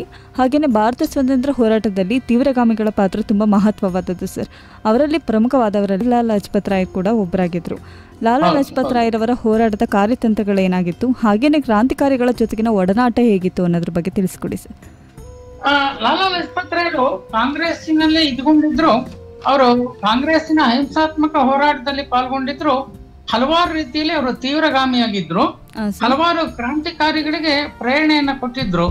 ಅದಕ್ಕೆ ಮುಖ್ಯವಾಗಿ ಉದಾಹರಣೆಯನ್ನು ಕೊಡ್ಬೇಕಂದ್ರೆ, ಏನು ಸೈಮನ್ ಆಯೋಗವನ್ನ ವಿರೋಧಿಸಿ ಅತ್ಯಂತ ಬಲಿಷ್ಠವಾದ ಲಾಠಿ ಏಟಿಗೆ ಗುರಿಯಾಗಿ ಅದರಿಂದನೇ ಬೆಸವಳಿದ್ದು ಅವರು ಹೃದಯಾಘಾತದಿಂದ ನಿಧನರಾಗಿ ದೇಶಕ್ಕಾಗಿ ಬಲಿದಾನವನ್ನು ಮಾಡಿದಾಗ, ಚಂದ್ರಶೇಖರ್ ಆಜಾದ್ ಅವರ ನೇತೃತ್ವದಲ್ಲಿ, ಅವರ ಮಾರ್ಗದರ್ಶನದಲ್ಲಿ ಭಗತ್ ಸಿಂಗ್ ಮತ್ತೆ ರಾಜ್ಗುರು ಆ ಲಾಲಾ ಲಜಪತ್ ರಾಯರ್ ಮೇಲೆ ಏನೊಂದು ಲಾಠಿ ಚಾರ್ಜ್ಗೆ ಮಾಡಿದ್ರು. ಸ್ಪಾಟ್ ಅನ್ನುವ ಪೊಲೀಸ್ ಅಧಿಕಾರಿಯನ್ನೇ ಸಂಹಾರ ಮಾಡಿ ಪ್ರತೀಕಾರ ತೀರಿಸ್ಕೊಂಡ್ರು. ಅಂದ್ರೆ ಈ ವಿಷಯದಿಂದ ಗೊತ್ತಾಗುತ್ತೆ ಲಾಲಾ ಲಜಪತ್ ರಾಯರ್ಗೆ ಕ್ರಾಂತಿಕಾರಿಗಳ ಒಡನಾಟ ಎಷ್ಟಿತ್ತು ಅಂತ. ಅವರು ಸ್ವಿಟ್ಜರ್ಲ್ಯಾಂಡಿಗೆ ಹೋದಾಗ ಅಲ್ಲಿ ಕ್ರಾಂತಿಕಾರಿಯಾಗಿ ಇದ್ದಂತಹ ಶ್ಯಾಮ್ಜಿ ಕೃಷ್ಣ ವರ್ಮ ಅವ್ರನ್ನ ಭೇಟಿ ಮಾಡ್ತಾರೆ, ಅವ್ರ ಜೊತೆ ಚರ್ಚೆಯನ್ನ ಮಾಡ್ತಾರೆ. ಜಪಾನಿನ ಟೋಕಿಯೋಗೆ ಹೋದಾಗ ದಕ್ಷಿಣ ಪೂರ್ವ ಏಷ್ಯಾ ರಾಷ್ಟ್ರದಲ್ಲಿ ಭಾರತ ಸ್ವಾತಂತ್ರ್ಯ ಸಂಗ್ರಾಮದ ಕ್ರಾಂತಿಕಾರಿ ಸ್ವಾತಂತ್ರ್ಯ ಹೋರಾಟದ ಪಿತಾಮಹ ಅಂತಾನೆ ಅನ್ಸ್ಕೊಂಡಿರುವಂತ ಟೋಕಿಯೋದಲ್ಲಿ ಭಾರತದ ರಾಷ್ಟ್ರೀಯ ಸೈನ್ಯ ಅಂದ್ರೆ Indian national army Azad Hind fauj ಅನ್ನ ಪ್ರಾರಂಭ ಮಾಡಿದಂತಹ ರಾಜ್ ಬಿಹಾರಿ ಬೋಸ್ರನ್ನ ಭೇಟಿ ಮಾಡಿರ್ತಾರೆ. ಲಾಲಾ ಲಜಪತ್ ರಾಯರು ಕಾಂಗ್ರೆಸ್ಸಿನ ಅಧ್ಯಕ್ಷರಾಗಿ ಅಹಿಂಸಾತ್ಮಕ ಹೋರಾಟದಲ್ಲಿ ಪಾಲ್ಗೊಂಡಿದ್ರು. ಅವರು ತೀವ್ರಗಾಮಿಯಾಗಿಯೂ ಹೋರಾಟವನ್ನ ಮಾಡ್ತಾರೆ. ವಿದೇಶಗಳಲ್ಲಿ ಭಾರತದ ಸ್ವಾತಂತ್ರ್ಯದ ಪರವಾಗಿ ಒಂದು ಸದಭಿಪ್ರಾಯವನ್ನು ರೂಪಿಸಿದಂತ ಲಾಲಾ ಲಜಪತ್ ರಾಯರು ಸೈಮನ್ ಆಯೋಗವನ್ನು ವಿರೋಧಿಸಿ ಭಾರಿ ದೊಡ್ಡ ಪ್ರತಿಭಟನೆ ನೇತೃತ್ವವನ್ನು ಲಾಹೋರ್ನಲ್ಲಿ ವಹಿಸಿದಾಗ ದೊಡ್ಡ ಮಟ್ಟದ ಲಾಠಿ ಏಟಿಗೆ ಗುರಿಯಾಗಿ ಅದರಿಂದ ಬಸವಳಿದು ಅವರು ದೇಶಕ್ಕಾಗಿ ಬಲಿದಾನ ಮಾಡಿದಾಗ, ಈ ಲಾಠಿ ಚಾರ್ಜ್ ಅನ್ನು ಮಾಡಿದಂತಹ ಸ್ಯಾಂಡರ್ಸ್ ಅನ್ನುವ ಪೊಲೀಸ್ ಅಧಿಕಾರಿಯನ್ನ ಕ್ರಾಂತಿಕಾರಿ ಸ್ವತಂತ್ರ ಹೋರಾಟಗಾರರಾದಂತಹ ಚಂದ್ರಶೇಖರ್ ಆಜಾದ್ ಅವರ ಮಾರ್ಗದರ್ಶನ ಮತ್ತೆ ಪಾಲ್ಗೊಳ್ಳುವಿಕೆಯಲ್ಲಿ ಭಗತ್ ಸಿಂಗ್ ಮತ್ತೆ ರಾಜ್ಗುರು ಮಾಡ್ತಾರೆ. ಆ ಸ್ಯಾಂಡರ್ಸ್ ಅನ್ನುವ ಪೊಲೀಸ್ ಅಧಿಕಾರಿಯ ಸಂಹಾರವನ್ನ ಮಾಡಿ ಸೇಡನ್ನ ತೀರಿಸ್ಕೊಂತಾರೆ ಅಂತ ಅಂದ್ರೆ ಅವರಿಗೆ ಕ್ರಾಂತಿಕಾರಿಗಳ ಒಡನಾಟ ಎಷ್ಟಿತ್ತು ಅಂತ ಗೊತ್ತಾಗತ್ತೆ. ಅದೇ ರೀತಿಯಲ್ಲಿ ಲಾಲಾ ಲಜಪತ್ ರಾಯರು ಒಂದು ಕರೆಯನ್ನ ಕೊಟ್ಟಿದ್ರು. ಶಾಂತಿಯುತವಾದ ಹೋರಾಟದಿಂದ ನಮ್ಗೆ ರಾಜಕೀಯ ಸ್ವಾತಂತ್ರ್ಯವನ್ನು ಪಡೆದುಕೊಳ್ಳಕ್ಕೆ ಸಾಧ್ಯವೇ ಆಗದಲ್ಲೇ ಇದ್ರೆ ನಾವು ಶಸ್ತ್ರಾಸ್ತ್ರಗಳನ್ನ ಉಪಯೋಗಿಸಿ ಯುದ್ಧ ಮಾಡಿ ಆದ್ರೂ ಸ್ವಾತಂತ್ರ್ಯವನ್ನ ಗಳಿಸ್ಬೇಕು ಅಂತ ಕರೆಯನ್ನ ಕೊಟ್ಟಿರ್ತಾರೆ.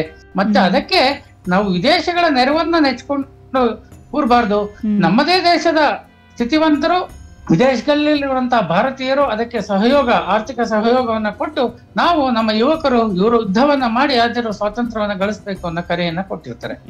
ಅದೇ ರೀತಿ ಗಿರಿವಾಗ್ ಹೋದಾಗ ಅವರು ಕ್ರಾಂತಿಕಾರಿ ಸ್ವಾತಂತ್ರ್ಯ ಹೋರಾಟಗಾರರಾದಂತ ಶ್ಯಾಮಜಿ ಕೃಷ್ಣ ವರ್ಮ ಅವರನ್ನ ಭೇಟಿ ಮಾಡಿರ್ತಾರೆ, ಅವ್ರ ಜೊತೆ ಚರ್ಚೆ ನಡೆಸಿರ್ತಾರೆ.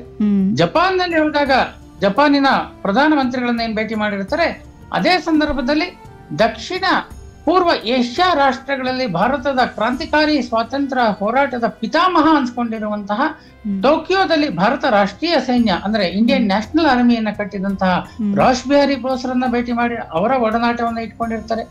ಲಾಲಾ ಹರ್ದಯಾಳ್ ಅನ್ನುವ ಕ್ರಾಂತಿಕಾರಿ ಬಂಧನ ಆಗತ್ತೆ ಅಂತ ಸರ್ಕಾರಿ ವಲಯದಲ್ಲಿ ಅವರಿಗೆ ಮಾಹಿತಿ ಬಂದಾಗ ಲಾಲಾ ಹರ್ದಯಾಳ್ರನ್ನ ದೇಶ ಬಿಟ್ಟು ಕಳಿಸ್ಕೊಡ್ತಾರೆ. ಅಂದ್ರೆ ಇವ್ರಿಗೆ ನೂರಾರು ಕ್ರಾಂತಿಕಾರಿಗಳ ಒಡನಾಟ ಇತ್ತು. ಅವ್ರ ಜೊತೆ ಸಹ ಅವರು ಅಪರೋಕ್ಷವಾಗಿ ದೇಶದ ಸ್ವಾತಂತ್ರ್ಯಕ್ಕಾಗಿ ಹೋರಾಟವನ್ನು ನಡೆಸಿದ್ದಾರೆ. ಅವರೆಲ್ಲರಿಗೂ ಪ್ರೇರಣೆಯನ್ನು ಸಹ ಕೊಟ್ಟಿದ್ದಾರೆ.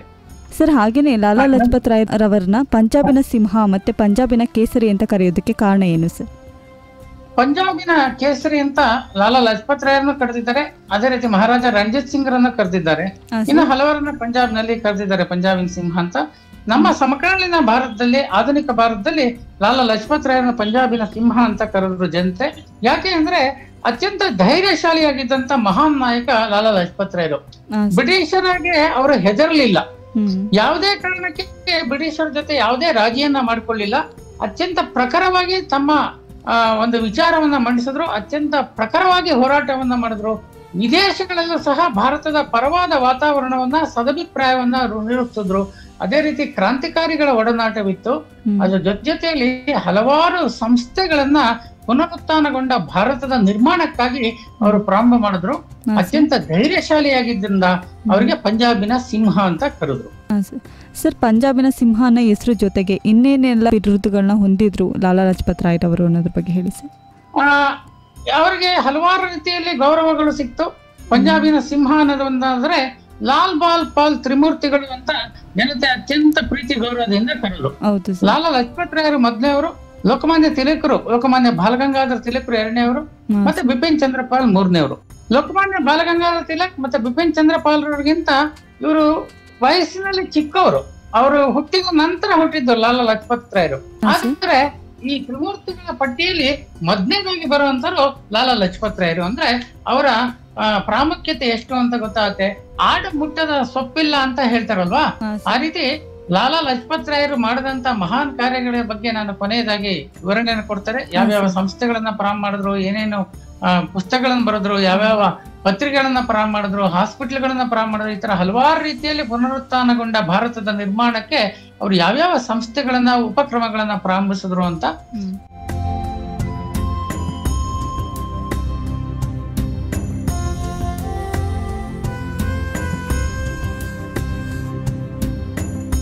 ಹಾಗೆ ಲಾಲಾ ಲಜಪತ್ ರಾಯರ ವ್ಯಕ್ತಿತ್ವ ಅನ್ನೋದು ನಾವು ಆಕಾಶಕ್ಕದಷ್ಟು ಎತ್ತರ, ಸಮುದ್ರದಷ್ಟು ಆಳ ಆಗಲ್ಲ ಅಂತ ಹೇಳಿದ್ರೆ ಅದೇನು ಅತಿಶಯೋಕ್ತಿ ಆಗೋದಿಲ್ಲ. ಅವರು ಒಂದು ಕಲ್ಪವೃಕ್ಷ ಕಾಮಧೇನು ಹೇಗೆ ಅನ್ನೋದನ್ನ ನಾನು ಕೊನೆಯದಾಗಿ ವಿವರಣೆಯನ್ನ ಕೊಡ್ತೇನೆ ಈ ಒಂದು ಸಂದರ್ಶನದ ಕೊನೆಯಲ್ಲಿ. ಅವರಿಗೆ ಸಿಕ್ಕಿದಂತ ಗೌರವಗಳು ಕೇವಲ ಭಾರತ ದೇಶದಲ್ಲಿ ಮಾತ್ರ ಅಲ್ಲ, ವಿದೇಶಗಳಲ್ಲೂ ಸಿಕ್ತು. ಅವರು ದೇಶಕ್ಕಾಗಿ ಬಲಿದಾನ ಮಾಡಿದಾಗ ವಿದೇಶಗಳಿಂದನೂ ಅವರ ಬಲಿದಾನಕ್ಕೆ ಅಶ್ರುತರ್ಪಣ ಶ್ರದ್ಧಾಂಜಲಿಗಳು ಬಂತು ಅಂತಂದ್ರೆ ಅವರು ಪ್ರಪಂಚದಾದ್ಯಂತ ಗಳಿಸಿದಂತಹ ಗೌರವ ಮನ್ನಣೆ, ಅಲ್ಲಿ ಗಳಿಸಿದಂತಹ ಅವರ ಬಾಂಧವ್ಯದ ಸ್ನೇಹಿತತನ ಅದಕ್ಕೆ ಸಾಕ್ಷಿಯಾಗತ್ತೆ. ಲಾಲಾ ಲಜಪತ್ ರಾಯರಿಗೆ ಸಿಕ್ಕಿದಂತ ಗೌರವಗಳು ಹಲವಾರು ರೀತಿಯಲ್ಲಿ. ಕಾಂಗ್ರೆಸ್ಸಿನ ವಿಶೇಷ ಅಧಿವೇಶನದ ಅಧ್ಯಕ್ಷರಾಗಿ ಆಯ್ಕೆ ಆಗ್ತಾರೆ ಲಾಲಾ ಲಜಪತ್ ರಾಯರು 1920ನೇ ಇಸ್ವಿಲಿ ಕಲ್ಕತ್ತಾದಲ್ಲಿ ನಡೆದ ವಿಶೇಷ ಅಧಿವೇಶನದಲ್ಲಿ. ಅಂದ್ರೆ ಅವರ ಪ್ರತಿಷ್ಠೆ ಮತ್ತು ಗೌರವ ಎಷ್ಟಿತ್ತು ಸಮಾಜದಲ್ಲಿ, ದೇಶದಲ್ಲಿ ಅನ್ನೋದು ನಮ್ಗೆ ಅರ್ಥ ಆಗುತ್ತೆ. ಹಾಗೇನೆ ಸರ್ ಲಾಲಾ ಲಜಪತ್ ರಾಯ್ ಅವರು ಭಾರತ ಸ್ವತಂತ್ರ ಹೋರಾಟಕ್ಕೆ ಅವಿಸ್ಮರಣೀಯವಾದ ಕೊಡುಗೆಯನ್ನ ನೀಡಿದ್ದಾರೆ ಅನ್ನೋದ್ರ ಬಗ್ಗೆ ಗೊತ್ತು ಸರ್. ಹಾಗೇನೆ ಕಾಂಗ್ರೆಸ್ ಮತ್ತು ಹಿಂದೂ ಮಹಾಸಭಾದ ಅಧ್ಯಕ್ಷರಾಗಿದ್ರು, ಮತ್ತೆ 1925ರಲ್ಲಿ ಕೇಂದ್ರ ಶಾಸನ ಸಭೆಯ ಅಧ್ಯಕ್ಷರಾಗಿದ್ರು ಅನ್ನೋದ್ರ ಬಗ್ಗೆ ಕೇಳ್ಪಟ್ಟಿದ್ದೀವಿ ಸರ್. ಇದ್ರ ಬಗ್ಗೆ ಇನ್ನಷ್ಟು ಮಾಹಿತಿ ತಿಳಿಸ್ಕೊಡಿ ಸರ್.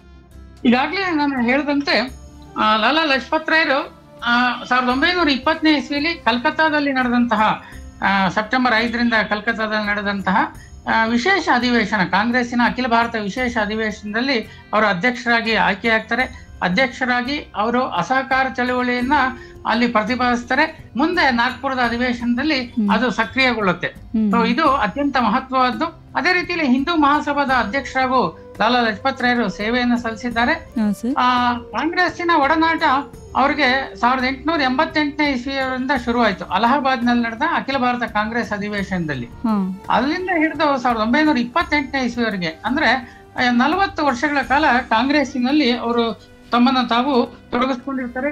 ಅಲ್ಲಿ ಸಕ್ರಿಯವಾಗಿ ಸೇವೆಯನ್ನ ಸಲ್ಲಿಸ್ತಾರೆ. ಅದೇ ರೀತಿ ಹಿಂದೂ ಮಹಾಸಭಾದಲ್ಲೂ ಸಹ ಅವರು ಸಕ್ರಿಯವಾಗಿರ್ತಾರೆ.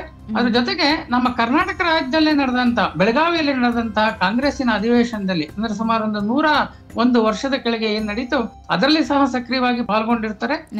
ಮತ್ತು ಇವರು ಏನೊಂದು ಹಿಂದೂ ಮಹಾಸಭಾ ಕಾಂಗ್ರೆಸ್ಸಿನ ಅಧ್ಯಕ್ಷರಾಗಿದ್ದಂತ ಸಂದರ್ಭದಲ್ಲಿ ಮುಸಲ್ಮಾನರ ತುಷ್ಟೀಕರಣ ನೀತಿಯನ್ನ ಕಾಂಗ್ರೆಸ್ ಏನ್ ಮಾಡ್ತಾ ಇತ್ತು ಅದನ್ನ ಸಾಕಷ್ಟು ದೊಡ್ಡ ಮಟ್ಟದಲ್ಲಿ ಬಲಾಢ್ಯವಾಗಿ ಖಂಡಿಸ್ತಾರೆ. ಇದೇ ರೀತಿಯಲ್ಲಿ ಮುಂದುವರೆದ್ರೆ ಅವರು ಪ್ರತ್ಯೇಕ ದೇಶವನ್ನೇ ಕೇಳ್ಬೋದು ಮುಸಲ್ಮಾನರು ಅನ್ನುವ ಎಚ್ಚರಿಕೆಯನ್ನ ಕೊಡ್ತಾರೆ. ಹಾಗಾಗಿ ಹಿಂದೂ ಮುಸ್ಲಿಮರ ಐಕ್ಯತೆಗಾಗಿ ಸಾಕಷ್ಟು ಪ್ರಯತ್ನವನ್ನ ಮಾಡ್ತಾರೆ. ಅವರು ಯಾವತ್ತೂ ಮುಸಲ್ಮಾನರ ವಿರೋಧಿ ಆಗಿರ್ಲಿಲ್ಲ. ಮುಸಲ್ಮಾನರೇ ಅಧಿಕವಾಗಿರುವಂತಹ ಕ್ಷೇತ್ರದಲ್ಲಿ ಅವರು ಚುನಾವಣೆಯಲ್ಲಿ ಆಯ್ಕೆಯಾಗಿ ಬರ್ತಾ ಇದ್ರು ಅನ್ನೋದನ್ನ ನಾವು ಗಮನಿಸಬೇಕು. ಈ ರೀತಿ ಕಾಂಗ್ರೆಸ್ಸಿನ ಅಧ್ಯಕ್ಷರಾಗಿ ಮತ್ತು ಹಿಂದೂ ಮಹಾಸಭಾದ ಅಧ್ಯಕ್ಷರಾಗಿ ಲಾಲಾ ಲಜಪತ್ ರಾಯರು ಅವಿಸ್ಮರಣೀಯವಾದ ಸೇವೆಯನ್ನ ಮಾಡಿದ್ದಾರೆ ಸರ್. ಹಾಗೇನೆ ಇಂಗ್ಲೆಂಡ್ನಲ್ಲಿ ನೇಮಕವಾದ ಸೈಮನ್ ಆಯೋಗದ ವಿರುದ್ಧ ನಿಂತಿದ್ದಕ್ಕೆ ಲಾಲಾ ಲಜಪತ್ ರಾಯ್ ಅವರು ಪೊಲೀಸರನ್ನ ಲಾಠಿ ಏಟಿಗೆ ಬಲಿಯಾಗಿ ಹಲವಾರು ರೀತಿಯಲ್ಲಿ ನೋವುಪಟ್ಟಿದ್ದಾರೆ ಅನ್ನೋದನ್ನ ಕೇಳ್ಪಟ್ಟಿದ್ದೀವಿ ಸರ್. ಇದ್ರ ಬಗ್ಗೆ ತಿಳಿಸ್ಕೊಡಿ ಸರ್. ಭಾರತದಲ್ಲಿ ರಾಜಕೀಯ ಸ್ವಾತಂತ್ರ್ಯವನ್ನ ಗಳಿಸೋದರ ಒಂದು ಹಂತವಾಗಿ ಹಲವಾರು ಸಾಂವಿಧಾನಿಕ ಸುಧಾರಣೆಗಳನ್ನ ತರಲಿಕ್ಕೆ ಬ್ರಿಟಿಷ್ ಸರ್ಕಾರ ಒಂದು ಆಯೋಗವನ್ನ ಪ್ರಾರಂಭ ಮಾಡುತ್ತೆ. ಅದು ಸೈಮನ್ ಅವರ ನೇತೃತ್ವದಲ್ಲಿ ಇರುತ್ತೆ. ಆ ಸೈಮನ್ ಆಯೋಗದಲ್ಲಿ ಭಾರತದ ಸ್ಥಿತಿಗತಿಗಳು, ಭಾರತದಲ್ಲಿ ಯಾವ ರಾಜಕೀಯ ಸುಧಾರಣೆಗಳು, ಆಡಳಿತಾತ್ಮಕ ಸುಧಾರಣೆಗಳು ಬೇಕು, ಭಾರತೀಯರಿಗೆ ಹೆಚ್ಚು ಅವಕಾಶಗಳನ್ನ ಆಡಳಿತದಲ್ಲಿ ಮತ್ತೆ ರಾಜಕೀಯ ಕ್ಷೇತ್ರದಲ್ಲಿ ಕೊಡಬೇಕು, ಇದರ ಬಗ್ಗೆ ಅಧ್ಯಯನ ಮಾಡ್ಲಿಕ್ಕೆ ಬಂದಂತ ಆ ಆಯೋಗದಲ್ಲಿ ಭಾರತೀಯರು ಒಬ್ರು ಇರೋದಿಲ್ಲ ಅನ್ನೋದು ನಾವು ಗಮನಿಸಬೇಕಾದಂತಹ ಒಂದು ಸಂಗತಿ. ಹಾಗಾಗಿ ಇದನ್ನ ಎಲ್ಲ ಭಾರತೀಯರು ಬಹಿಷ್ಕಾರ ಮಾಡಬೇಕು ಅಂತ ಒಟ್ಟಾಭಿಪ್ರಾಯವನ್ನ ಮಾಡ್ತಾರೆ.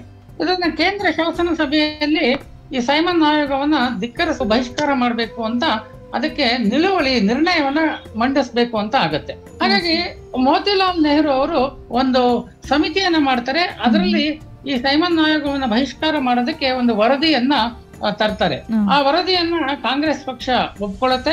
ಆ ವರದಿಯನ್ನ ಎಲ್ಲ ಕಡೆ ಲಾಲಾ ಲಜಪತ್ ರಾಯ್ ಸಮೇತ ಹಲವು ಮುಖಂಡರು ದೇಶದಾದ್ಯಂತ ಪ್ರವಾಸ ಮಾಡಿ ಜನರಿಗೆ ಸೈಮನ್ ಆಯೋಗದ ಬಗ್ಗೆ ತಿಳುವಳಿಕೆಯನ್ನ ಕೊಡ್ತಾರೆ. ಅದ್ರಲ್ಲಿ ಯಾರು ಭಾರತೀಯರಿಲ್ಲ, ಹಾಗಾಗಿ ಇದನ್ನ ನಾವು ಬಹಿಷ್ಕಾರ ಮಾಡ್ತಿದ್ದೀವಿ ಅಂತ ಹೇಳಿ ಜನರಿಗೆ ಒಂದು ವಿಷಯವನ್ನ ಮುಟ್ಟಿಸುವಂತಹ ದೊಡ್ಡ ಪ್ರಯತ್ನವನ್ನ ಲಾಲಾ ಲಜಪತ್ ರಾಯರು ಮಾಡ್ತಾರೆ. ಕೇಂದ್ರ ಶಾಸನ ಸಭೆಯಲ್ಲಿ ಇದನ್ನ ಏನಂದು ಈ ನಿರ್ಣಯವನ್ನ ಮಂಡಿಸ್ತಾರೆ. ಆ ನಿರ್ಣಯವನ್ನ ಯಶಸ್ವಿಯಾಗಿ ಅವರು ಕೇಂದ್ರ ಶಾಸನ ಸಭೆಯಲ್ಲಿ ಅದಕ್ಕೆ ಅನುಮೋದನೆ ಪಡ್ಕೊಳ್ಳುವಲ್ಲಿ ಯಶಸ್ವಿ ಆಗ್ತಾರೆ. ನಂತರ ಸೈಮನ್ ಆಯೋಗ ಬಂದಾಗ ದೇಶದಾದ್ಯಂತ ಪ್ರತಿಭಟನೆಗಳು ನಡೆಯುತ್ತೆ. ಲಾಹೋರಿಗೆ ಬಂದಾಗ ಲಾಲಾ ಲಜಪತ್ ರಾಯರ ನೇತೃತ್ವದಲ್ಲಿ 30/10/1928 ಇಸ್ವಿಯಂದು ಲಾಲಾ ಲಜಪತ್ ರಾಯರ ನೇತೃತ್ವದಲ್ಲಿ ಸೈಮನ್ ಆಯೋಗಕ್ಕೆ ಭಾರಿ ದೊಡ್ಡ ರೀತಿಯ ಬಹಿಷ್ಕಾರ ಆಗುತ್ತೆ. ಅಲ್ಲಿ ಚಂದ್ರಶೇಖರ್ ಆಜಾದ್, ಭಗತ್ ಸಿಂಗ್, ರಾಜ್ಗುರು, ಸುಖದೇವ್, ಭಗವತಿ ಚರಣ್ ಬೋಹ್ರಾ, ಬಟುಕೇಶ್ವರ್ ದತ್ ಮುಂತಾದ ಹಲವಾರು ಕ್ರಾಂತಿಕಾರಿಗಳು ಇರ್ತಾರೆ. ಆದರೆ ಶಾಂತಿಯುತವಾಗಿದ್ದ ಪ್ರತಿಭಟನೆಯ ಮೇಲೆ ಲಾಠಿ ಚಾರ್ಜ್ಗೆ ಆಜ್ಞೆ ಮಾಡ್ತಾರೆ. ಸ್ಕಾಟ್ ಅನ್ನುವ ಪೊಲೀಸ್ ಅಧಿಕಾರಿ, ಸ್ಯಾಂಡರ್ಸ್ ಅನ್ನುವ 22 ವರ್ಷದ ಪೊಲೀಸ್ ಅಧಿಕಾರಿ ಲಾಲಾ ಲಜಪತ್ ರಾಯರನ್ನೇ ಗುರಿಯಾಗಿಸಿಕೊಂಡು ಅವ್ರಿಗೆ ಮಾರಣಾಂತಿಕವಾಗಿ ಹೊಡೆದಾಗ ಅದರಿಂದ ಅವರು ಬಳಲಿ ಸಾಕಷ್ಟು ರಕ್ತವನ್ನ ಅವರು ಹೊರ ಹಾಕ್ತಾರೆ ದೇಹದಿಂದ. ನಂತರ ಅವರು ಸಾಕಷ್ಟು ವಿಶ್ರಾಂತಿಯನ್ನು ತೆಗೆದುಕೊಳ್ಬೇಕಾಗತ್ತೆ. ವೈದ್ಯರ ಒಂದು ಸೂಚನೆ ಮೇರೆಗೆ ಚಿಕಿತ್ಸೆ ಕೊಟ್ಟರು ಫಲಕಾರಿಯಾಗಿದೆ. ಒಬ್ಬ ರಾಷ್ಟ್ರೀಯ ಅಂತಾರಾಷ್ಟ್ರೀಯ ಮಟ್ಟದ ನಾಯಕನಾದ ನನಗೆ ಈ ರೀತಿಯ ಗತಿ ಬಂತು, ಈ ರೀತಿ ನನ್ನ ಮೇಲೆ ಶೋಷಣೆ ದೌರ್ಜನ್ಯ ಆಯ್ತು ಅಂದ್ರೆ ಜನಸಾಮಾನ್ಯರ ಗತಿ ಏನು ಅಂತ ಅವರಿಗೆ ಸಾಕಷ್ಟು ಅದ್ರ ಬಗ್ಗೆ ಕಾಳಜಿ ಇರುತ್ತೆ, ಸಾಕಷ್ಟು ನೋವಾಗತ್ತೆ. ಅವರ ಎದೆಯ ಮೇಲೆ ಹೆಚ್ಚು ಕಡಿಮೆ 1 ಅಡಿಯಷ್ಟು ದೊಡ್ಡ ಗಾಯ ಆಗಿರುತ್ತೆ. ಅಂದ್ರೆ ಎಷ್ಟು ದೊಡ್ಡ ಮಟ್ಟದ ಅವ್ರಿಗೆ ಹೊಡೆತ ಬಿದ್ದಿತ್ತು ಅಂತ. ಈ ಒಂದು ಹೊಡೆತದ ನೋವು ಮತ್ತೆ ಮಾನಸಿಕವಾದ ನೋವಿನಿಂದ ಅವರು 17/11/1928 ಹೃದಯಾಘಾತವಾಗಿ ಅವರು ಅಕ್ಷರಶಃ ದೇಶಕ್ಕಾಗಿ ತಮ್ಮ ಜೀವವನ್ನೇ ತೆತ್ತು ಬಲಿದಾನವನ್ನ ಮಾಡ್ತಾರೆ. ಸರ್, ಹಾಗೇನೆ ಲಾಲಾ ಲಜಪತ್ ರಾಯರವರ ಕೊನೆಯ ದಿನಗಳನ್ನ ಹೇಗೆ ಕಳೆದ್ರು ಅನ್ನೋದ್ರ ಬಗ್ಗೆ ಹೇಳಿ ಸರ್. ಲಾಲಾ ಲಜಪತ್ ರಾಯರು ರಂಗೂನ್ ನಲ್ಲಿ ನಡೆದಂತ ಬರ್ಮಾ ಕ್ಷೇತ್ರೀಯ ಹಿಂದೂ ಮಹಾಸಭಾದ ಅಧ್ಯಕ್ಷರಾಗಿ ಪಾಲ್ಗೊಂಡಿರ್ತಾರೆ. ನಂತರ 1925ನೇ ಇಸ್ವಿಯಲ್ಲಿ ತಮ್ಮ ತಾಯಿ ಗುಲಾಬ್ ದೇವಿ ಅವರು ಕ್ಷಯರೋಗದಿಂದ ವಿಧಿವಶರಾಗಿರ್ತಾರೆ. ಆ ಸಂದರ್ಭದಲ್ಲಿ ಕ್ಷಯರೋಗದ ಆಸ್ಪತ್ರೆಯನ್ನ ಲಾಹೋರ್ ನಲ್ಲಿ ಪ್ರಾರಂಭ ಮಾಡ್ಬೇಕು ಅಂತ ಹೇಳಿ 2 ಲಕ್ಷ ರೂಪಾಯಿ ದೇಣಿಗೆಯನ್ನ ಕೊಡ್ತಾರೆ. ಅಂದ್ರೆ ಇವತ್ತಿಗೆ ಒಂದು 50 ಕೋಟಿ ರೂಪಾಯಿಗೆ ಅದು ಸಮಾನವಾದ ತಮ್ಮ ಸ್ವಂತ ಹಣ ದುಡಿದಿದ್ದು ಅದನ್ನ ಕೊಡ್ತಾರೆ. ಲಾಹೋರ್ ನಲ್ಲಿ ಶ್ರದ್ಧಾನಂದ ಅಚ್ಯುತ ಉದ್ದಾರ್ ಆಶ್ರಮವನ್ನ ಪ್ರಾರಂಭ ಮಾಡ್ತಾರೆ. ಜೊತೆಯಲ್ಲಿ ಸರ್ವೆಂಟ್ಸ್ ಆಫ್ ಪೀಪಲ್ ಸೊಸೈಟಿ ಅನ್ನುವ ಸಂಸ್ಥೆಯನ್ನು ಸುಮಾರು ಒಂದು 7-8 ವರ್ಷದ ಕೆಳಗೆ ಅಂದ್ರೆ 1921ನೇ ಇಸ್ವಿಯಲ್ಲಿ ಪ್ರಾರಂಭ ಮಾಡಿರ್ತಾರೆ. ಅಲ್ಲಿ ಏನೊಂದು ನಮ್ಮ ದೇಶದ ಶ್ರೇಷ್ಠ ಪ್ರಾಮಾಣಿಕ ರಾಜಕಾರಣಿಗಳಾದ ಲಾಲ್ ಬಹದ್ದೂರ್ ಶಾಸ್ತ್ರಿ, ಗುಲ್ಜಾರಿ ಲಾಲ್ ನಂದಾ, ರಾಜಶ್ರೀ ಪುರುಷೋತ್ತಮ್ ದಾಸ್ ಟಂಡನ್ ಮುಂತಾದವರನ್ನ ರಾಜಕೀಯ ಕ್ಷೇತ್ರದಲ್ಲಿ ಅವರು ತರಬೇತಿ ಕೊಟ್ಟು ಅವರನ್ನ ರಾಜಕೀಯ ಕ್ಷೇತ್ರಕ್ಕೆ ಕಳಿಸಿರ್ತಾರೆ. ಈ ಎಲ್ಲದರ ನಡುವೆ ಅವರು ಲಾಹೋರ್ನಲ್ಲಿ ಇದ್ದಂತ ತಮ್ಮ ಮನೆಯನ್ನ ಈ ಸರ್ವೆಂಟ್ಸ್ ಆಫ್ ಪೀಪಲ್ ಸೊಸೈಟಿ ಅಂದ್ರೆ ಲೋಕಸೇವಕ ಮಂಡಳ ಅದಕ್ಕೆ ದಾನವಾಗಿ ಕೊಡ್ತಾರೆ. ತಾವು ಉಳ್ಕೊಳಕ್ಕೆ ಒಂದು ಸಣ್ಣ ಜಾಗವನ್ನ ಮಾತ್ರ ಸ್ವಂತಕ್ಕೆ ಇಟ್ಕೊಳ್ತಾರೆ. ತಮ್ಮ ದುಡಿದಿದ್ದ ಹಣವನ್ನೆಲ್ಲ ದೇಶಕ್ಕಾಗಿ ಕೊಡ್ತಾರೆ. ನಿಮ್ಗೆಲ್ಲ ಆಶ್ಚರ್ಯ ಆಗ್ಬೋದು, 2 ಲಕ್ಷ ರೂಪಾಯಿ ದೇಣಿಗೆಯನ್ನ ಕೊಟ್ಟಂತ 1927ನೇ ಇಸ್ವಿಲಿ 2 ಲಕ್ಷ ರೂಪಾಯಿ ದೇಣಿಗೆಯನ್ನ ಆಸ್ಪತ್ರೆಯನ್ನ ಪ್ರಾರಂಭ ಮಾಡಕ್ ಕೊಟ್ಟಂತ ಲಾಲಾ ಲಜಪತ್ ರಾಯರ ಸ್ವಂತ ಬ್ಯಾಂಕಿನ ಖಾತೆಯಲ್ಲಿ ಅವರು ಏನು ಬಲಿದಾನ ಮಾಡಿದ ದಿವಸ ಅಂದ್ರೆ 17/11/1928 ಕೇವಲ 500 ರೂಪಾಯಿ ಇರತ್ತೆ ಅವ್ರ ಅಕೌಂಟ್ ಅಲ್ಲಿ. ಅಂದ್ರೆ ಒಬ್ಬ ರಾಜಕಾರಣಿ ಅನ್ನೋರು ಹೇಗಿರ್ಬೇಕು ಅನ್ನೋದಕ್ಕೆ ಲಾಲಾ ಲಜಪತ್ ರಾಯ್, ಲೋಕಮಾನ್ಯ ತಿಲಕರು, ಬಿಪಿನ್ ಚಂದ್ರಪಾಲ್ರು, ಮದನ್ ಮೋಹನ್ ಮಾಳವೀಯರು, ದೇಶಬಂಧು ಚಿತ್ತರಂಜನ್ ದಾಸರು, ರಾಜ್ ಬಿಹಾರಿ ಬೋಸ್, ನೇತಾಜಿ ಸುಭಾಷ್ ಚಂದ್ರ ಬೋಸ್ ಮುಂತಾದವರು ಜ್ವಲಂತ ಉದಾಹರಣೆ. ಸ್ವಂತಕ್ಕಾಗಿ ಏನೂ ಇಟ್ಕೊಳ್ಳಿಲ್ಲ, ಕೊನೆಗೆ ಮನೆಯನ್ನು ಇಟ್ಕೊಳ್ಳಿಲ್ಲ. ತಾವು ತಮ್ಮ ಶ್ರೀಮತಿ, ತಮ್ಮ ಹೆಂಡತಿ ಉಳ್ಕೊಳ್ಳಕ್ಕೆ ಒಂದು ಸಣ್ಣದಾದ ಭಾಗವನ್ನು ಇಟ್ಕೊಂಡು ಇಡೀ ದೊಡ್ಡ ಬಂಗಲೆ, ವಿಶಾಲವಾದ ಬಂಗಲೆ ಕಟ್ಟಿರ್ತಾರೆ. ಅದನ್ನ ಸರ್ವೆಂಟ್ಸ್ ಆಫ್ ಪೀಪಲ್ ಲೋಕ ಸೇವಕ ಮಂಡಳಿ, ಸರ್ವೆಂಟ್ಸ್ ಆಫ್ ಪೀಪಲ್ ಸೊಸೈಟಿ ಕೊಡ್ತಾರೆ. ಅವರ ಬ್ಯಾಂಕ್ ಅಕೌಂಟ್ ಅಲ್ಲಿ ಈಗಾಗಲೇ ಹೇಳಿದಂತೆ ಕೇವಲ 500 ರೂಪಾಯಿ ಇರುತ್ತೆ. ಅಂದ್ರೆ ಅವರು ಕೊನೆಯ ದಿನಗಳು ಹೇಗಿತ್ತು ಅನ್ನೋದನ್ನು ಎಲ್ಲವನ್ನು ದೇಶಕ್ಕಾಗಿ ತ್ಯಾಗವನ್ನ ಮಾಡಿದಂತವರು ಲಾಲಾ ಲಜಪತ್ ರಾಯರು.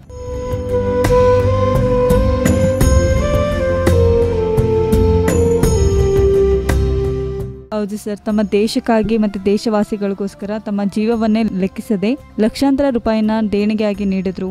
ಮತ್ತೆ ಹಾಗೇನೆ ನಿಸ್ವಾರ್ಥತೆಯಿಂದ ಸೇವೆಯನ್ನ ಸಲ್ಲಿಸಿದ್ರು ಭಾರತೀಯರಿಗೋಸ್ಕರ ಅನ್ನೋದ್ರ ಬಗ್ಗೆ ಹೇಳಿದ್ರಿ ಸರ್. ಹಾಗೇನೆ ಕೊನೆಯದಾಗಿ ಲಾಲಾ ಲಜಪತ್ ರಾಯ್ರವರ ದಿವ್ಯ ಸ್ಮೃತಿಯಲ್ಲಿ ಏನೆಲ್ಲ ಕಾರ್ಯಕ್ರಮಗಳು ನಡೆದಿವೆ, ಹಾಗೇನೆ ಸರ್ಕಾರ ಮತ್ತು ಸಮಾಜ ಏನ್ ಮಾಡಬೇಕಾಗಿದೆ, ಇನ್ನು ಏನೆಲ್ಲ ಕಾರ್ಯಕ್ರಮಗಳು ನಡಿಬೇಕಾಗಿವೆ ಅನ್ನೋದ್ರ ಬಗ್ಗೆ ಹೇಳಿ ಸರ್.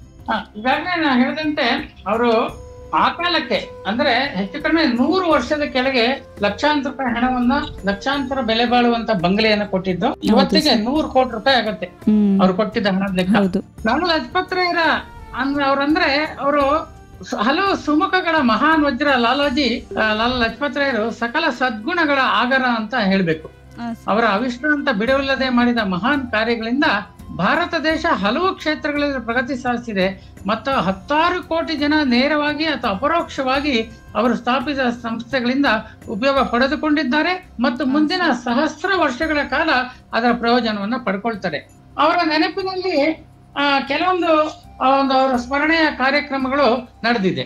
ಏನಂದ್ರೆ ಅವ್ರ ನೆನಪಿನಲ್ಲಿ 2 ಅಂಚೆ ಚೀಟಿಗಳು ಬಂದಿದೆ. ಅವರ ಜನ್ಮ ಶತಮಾನೋತ್ಸವ ವರ್ಷವನ್ನ ಆಚರಣೆಯನ್ನ ಮಾಡಿದ್ದಾರೆ.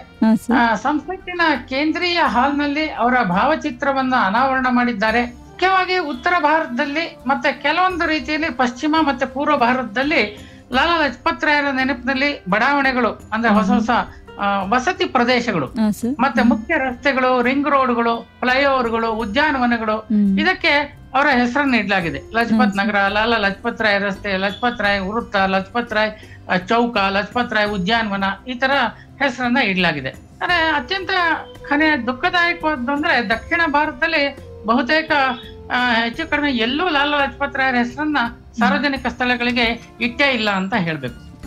ಇದೇ ರೀತಿಯಲ್ಲಿ ಇನ್ನೂ ಆಗ್ಬೇಕಾಗಿರೋ ಕೆಲಸಗಳು ಹಲವಾರಿದೆ. ಒಂದು ಅಂತಾರಾಷ್ಟ್ರೀಯ ವಿಮಾನ ನಿಲ್ದಾಣಕ್ಕೆ ಲಾಲಾ ಲಜಪತ್ ರಾಯರ ಹೆಸರನ್ನ ಇಡಬೇಕು.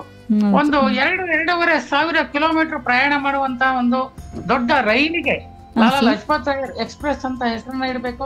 ದಿನನಿತ್ಯ ಉಪಯೋಗಿಸುವಂತಹ ಏನೊಂದು ಅಂಚೆ ಚೀಟಿಗಳಿದೆ, ಅದಕ್ಕೆ ಡೆಫಿನೆಟಿವ್ ಸ್ಟಾಂಪ್ ಅಂತ ಹೇಳ್ತಾರೆ. ಅಂತಹ ಸ್ಟಾಂಪ್ಗಳು ಲಾಲಾ ಲಜಪತ್ ರಾಯರ ಭಾವಚಿತ್ರದೊಂದಿಗೆ ಬರಬೇಕು. ಅದೇ ರೀತಿಯಲ್ಲಿ ಸರ್ಕಾರ, ಕೇಂದ್ರ ರಾಜ್ಯ ಸರ್ಕಾರ ಕೊಡುವಂತಹ ವಿದ್ಯಾರ್ಥಿ ವೇತನಗಳನ್ನ ಲಾಲಾ ಲಜಪತ್ ರಾಯ್ ಸ್ಮಾರಕ ವಿದ್ಯಾರ್ಥಿ ವೇತನ ಅಂತ ಹೆಸರನ್ನ ಕೊಡುವಂತ ಆಗ್ಬೇಕು. ಲಾಲಾ ಲಜಪತ್ ರಾಯರ ಹೆಸರಿನಲ್ಲಿ ಅವರು 10 ಕ್ಷೇತ್ರಗಳಲ್ಲಿ ಅತ್ಯಂತ ಪ್ರಮುಖವಾದ ಕಾರ್ಯಗಳನ್ನ ಮಾಡಿದ್ದಾರೆ. ಅದರಲ್ಲಿ ಮುಖ್ಯವಾದದ್ದು ಪಂಜಾಬ್ ನ್ಯಾಷನಲ್ ಬ್ಯಾಂಕ್ ಅನ್ನ ಪ್ರಾರಂಭ ಮಾಡಿದ್ರು. ಅದು ಪ್ರಥಮ ಸ್ವದೇಶಿ ಬ್ಯಾಂಕ್, ದೊಡ್ಡ ಬ್ಯಾಂಕ್, ಸುಮಾರು ಒಂದು 10,000 ಕೋಟಿ ರೂಪಾಯಿ ಲಾಭವನ್ನ ಮಾಡ್ತಿರುವಂತಹ ಬ್ಯಾಂಕ್ ಆಗಿದೆ ಇವತ್ತು. ಲಕ್ಷ್ಮಿ ಇನ್ಶೂರೆನ್ಸ್ ಕಾರ್ಪೊರೇಷನ್ ಲಿಮಿಟೆಡ್ ಅನ್ನುವ ಜೀವ ವಿಮಾ ಒಂದು ಸಂಸ್ಥೆಯನ್ನ ಪ್ರಾರಂಭ ಮಾಡಿದ್ರು. ಅದು LIC ಯೊಂದಿಗೆ 1956ರಲ್ಲಿ ವಿಲೀನ ಆಗಿದೆ. ಅಂತಹ ಬ್ಯಾಂಕ್ ಅನ್ನ ಪ್ರಾರಂಭ ಮಾಡಿದ್ರು. DAV education institution, Dayananda Anglo Vedic ಅಂತ ಹೇಳಿ 1000ಕ್ಕೂ ಹೆಚ್ಚಿನ ವಿದ್ಯಾ ಸಂಸ್ಥೆಗಳನ್ನ ಅದು ನಡೆಸ್ತಾ ಇದೆ. ವಿದೇಶಗಳಲ್ಲೂ ತನ್ನ ವಿದ್ಯಾ ಕ್ಷೇತ್ರದಲ್ಲಿ ವಿದೇಶಗಳಲ್ಲೂ ಸೇವೆಯನ್ನು ಸಲ್ಲಿಸ್ತಾ ಇದೆ. ಆತರ DAV ಎಜುಕೇಶನ್ ಇನ್ಸ್ಟಿಟ್ಯೂಷನ್ಸ್ ಇರ್ಬೋದು. ಅದೇ ರೀತಿಯಲ್ಲಿ ಏನೊಂದು all India trade union Congress ಅನ್ನ ಪ್ರಾರಂಭ ಮಾಡಿದ್ರು. ಅವರ ತಾಯಿ ನೆನಪಿನಲ್ಲಿ ಗುಲಾಬ್ ದೇವಿ ಸ್ಮಾರಕ ಆಸ್ಪತ್ರೆಯನ್ನ ಪ್ರಾರಂಭ ಮಾಡಿದ್ರು. ಇವತ್ತು ಸುಮಾರು 1600 ರೋಗಿಗಳಿಗೆ ವಿಶೇಷವಾದ ಒಳ ರೋಗಿಯಾದ ಚಿಕಿತ್ಸೆಯನ್ನು ಕೊಡುವಂತ ಇವತ್ತಿನ ಪಾಕಿಸ್ತಾನದ ಅತ್ಯಂತ ಒಂದು ಪ್ರಮುಖ ಆಸ್ಪತ್ರೆ ಅವರ ತಾಯಿಯ ಹೆಸರಿನಲ್ಲೇ ಮುಂದುವರೆದಿದೆ, ಗುಲಾಬ್ ದೇವಿ ಸ್ಮಾರಕ ಆಸ್ಪತ್ರೆ ಅಂತ. ಈ ತರ ಹಲವಾರು ರೀತಿಯಲ್ಲಿ ಅವರು ದೇಶ ಸೇವೆಯನ್ನ ಮಾಡಿದ್ರು. ಲೈಬ್ರರಿಯನ್ನ, ಅವರ ಒಂದು ಗ್ರಂಥಾಲಯವನ್ನ ಅವರ ಸ್ನೇಹಿತ ದ್ವಾರಕಾದಾಸ್ ಅವರ ನೆನಪಿನಲ್ಲಿ ಚಂಡೀಗಢದಲ್ಲಿ ಪ್ರಾರಂಭ ಮಾಡಿದ್ರು. ಇವತ್ತು ಕೆಲಸ ಮಾಡ್ತಾ ಇದೆ. ಅದೇ ರೀತಿಯಲ್ಲಿ ಸರ್ವೆಂಟ್ಸ್ ಆಫ್ ಪೀಪಲ್ ಸೊಸೈಟಿ, ಅದು 100 ವರ್ಷ ಆಯ್ತು. ಅದು ಸಹ ಸಾಕಷ್ಟು ಒಳ್ಳೆ ರೀತಿಯಲ್ಲಿ ಕೆಲಸ ಮಾಡ್ತಿದೆ. ಹೀಗೆ ಅವ್ರದ್ದು ಅತ್ಯಂತ ವಿಭಿನ್ನವಾದ ವ್ಯಕ್ತಿತ್ವ. ಹಾಗಾಗಿ ಅವರ ನೆನಪಿನಲ್ಲಿ ಒಂದ್ 4-6 ರಾಷ್ಟ್ರೀಯ ಪ್ರಶಸ್ತಿಗಳನ್ನ ಪ್ರಾರಂಭ ಮಾಡ್ಬೇಕು. ಅಂತಾರಾಷ್ಟ್ರೀಯ ಮಟ್ಟದ ಒಂದು ಪ್ರಶಸ್ತಿಯನ್ನ ಪ್ರಾರಂಭ ಮಾಡ್ಬೇಕು. ಅದೇ ರೀತಿಯಲ್ಲಿ ದಕ್ಷಿಣ ಭಾರತದಲ್ಲಿ ಅವರ ನೆನಪಿನಲ್ಲಿ ಹೊಸ ಸರ್ಕಾರ ಅಥವಾ ಏನು ನಗರಾಭಿವೃದ್ಧಿ ಪ್ರಾಧಿಕಾರಗಳು, ಖಾಸಗಿ ಬಡಾವಣೆ ನಿರ್ಮಾಪಕರು ಮಾಡುವಂತಹ ಬಡಾವಣೆಗಳಿಗೆ ಅವರ ಹೆಸರನ್ನ ಇಡಬೇಕು. ಅಲ್ಲಿನ ಪ್ರಮುಖ ರಸ್ತೆ, ವೃತ್ತ, ಚೌಕ, ಉದ್ಯಾನವನಗಳಿಗೆ ಅವರ ಹೆಸರನ್ನ ಇಡಬೇಕು. ಭಾರತ ದೇಶದ ಎಲ್ಲ ವಿಶ್ವವಿದ್ಯಾಲಯಗಳಲ್ಲಿ ಮತ್ತೆ ಲಾಲಾ ಲಜಪತ್ ರಾಯರು ಬೇರೆ ಬೇರೆ ದೇಶಗಳಲ್ಲಿ ಭಾರತದ ರಾಜಕೀಯ ಸ್ವಾತಂತ್ರ್ಯಕ್ಕಾಗಿ ಏನು ಹೋರಾಟವನ್ನ ಅಲ್ಲಿಂದ ಇದನ್ನ ಮಾಡಿದ್ರು, ನಿರಂತರವಾಗಿ ಪ್ರಯತ್ನವನ್ನ ಮಾಡಿದ್ರು. ಆ ಎಲ್ಲ ದೇಶಗಳ ಹಲವು ವಿಶ್ವವಿದ್ಯಾಲಯಗಳಲ್ಲಿ ಬಂಗಾರದ ಪದಕಗಳನ್ನ ಪ್ರಾರಂಭ ಮಾಡಿ ಅದನ್ನ NCC ಅಥವಾ NSS ಅಥವಾ ಸ್ಕೌಟ್ ಮತ್ತೆ ಗೈಡ್ಸ್ ಅಥವಾ ಇಂಡಿಯನ್ ರೆಡ್ ಕ್ರಾಸ್ ಸೊಸೈಟಿಯಲ್ಲಿ ತೊಡಗಿಸ್ಕೊಂಡಿರುವಂತ ವಿದ್ಯಾರ್ಥಿಗಳಿಗೆ ಅವರಿಗೆ ಮಾತ್ರ ಕೊಡ್ಬೇಕು, ಬಂಗಾರದ ಪದಕಗಳನ್ನ ಕೊಡ್ಬೇಕು. ಹಲವಾರು ರೀತಿಯಲ್ಲಿ ಅವರ ಒಂದು ಇದನ್ನ ಮಾಡ್ಬೇಕು, ಸ್ಮರಣೆಯ ಕಾರ್ಯಕ್ರಮ ಮಾಡ್ಬೇಕು. ಅದೇ ರೀತಿಯಲ್ಲಿ ಪ್ರಮುಖ ಸ್ವಾತಂತ್ರ್ಯ ಹೋರಾಟಗಾರರ ನೆನಪಿನಲ್ಲಿ ಇಡೀ ದೇಶದ ಜನತೆಯನ್ನು ತಲುಪುವಂತ ಒಂದಾದರೂ ಸರ್ಕಾರದ ಯೋಜನೆಗಳಿಗೆ ಅವರ ಹೆಸರನ್ನ ಇಡಬೇಕು. ಅದೇ ರೀತಿಯಲ್ಲಿ ದೊಡ್ಡ ದೊಡ್ಡ ಡ್ಯಾಮ್ಗಳು ಅಂದ್ರೆ ನೀರಿನ ಜಲಾಶಯಗಳಿರ್ಬೋದು, ವಿದ್ಯುತ್ ತಯಾರು ಮಾಡುವ ವಿದ್ಯುತ್ ಘಟಕಗಳಿರ್ಬೋದು, ಈ ತರ ಹಲವಾರು ರೀತಿಯಲ್ಲಿ ಅವರನ್ನ ಹೆಸರನ್ನ ಇಟ್ಟು ಚಿರಸ್ಥಾಯಿಯನ್ನಾಗಿ ಮಾಡಿ ಲಾಲಾ ಲಜಪತ್ ರಾಯ್ ಇರ್ಬೋದು, ತಿಲಕರು ಇರ್ಬೋದು, ಉಪೇಂದ್ರ ಚಂದ್ರಪಾಲ್, ಮಾಳವೀಯ, ದೇಶಬಂಧು ಚಿತ್ತರಂಜನ್ ದಾಸ್, ಸಾವರ್ಕರ್, ನೇತಾಜಿ ಸುಭಾಷ್ ಚಂದ್ರ ಬೋಸ್, ಈ ತರ ನೂರಾರು ಕ್ರಾಂತಿಕಾರಿಗಳ ನೆನಪನ್ನ ಸದಾ ಹಸಿರಾಗಿಸಿರುವಂತ ಚಿರಸ್ಮರಣೀಯವಾಗಿರುವಂತ ಪ್ರಯತ್ನಗಳನ್ನ ನಮ್ಮ ಸರ್ಕಾರಗಳು ಮಾಡಬೇಕು. ಅದೇ ರೀತಿ ನಮ್ಮ ಖಾಸಗಿ ವ್ಯಕ್ತಿಗಳು, ಸಂಘ ಸಂಸ್ಥೆಗಳು ಸಹ ಮಾಡಬೇಕು. ಹೌದು ಸರ್, ಬಹಳ ಸಂತೋಷ ಸರ್. ಇದುವರೆಗೂ ನಮ್ಮ ಜೊತೆ ಇದ್ದು ಭಾರತ ಸ್ವತಂತ್ರ ಹೋರಾಟದಲ್ಲಿ ನಿಸ್ವಾರ್ಥತೆಯಿಂದ ಸೇವೆ ಸಲ್ಲಿಸಿದಂತಹ ಲಾಲಾ ಲಜಪತ್ ರಾಯ್ ಅವರ ಜೀವನದ ಬಗ್ಗೆ ಹಲವು ಮಾಹಿತಿಗಳನ್ನ ನಮ್ಮ ಕೇಳುಗರಿಗೆ ತಿಳಿಸಿಕೊಟ್ಟಿದ್ದೀರಾ. ಅದಕ್ಕಾಗಿ ಜನಧ್ವನಿ ಪರವಾಗಿ ಹಾಗೂ ಕೇಳುಗರ ಪರವಾಗಿ ಧನ್ಯವಾದಗಳು ಸರ್. ಧನ್ಯವಾದಗಳು. ನಿಮಗೂ ಸಹ ಅಭಿನಂದನೆ.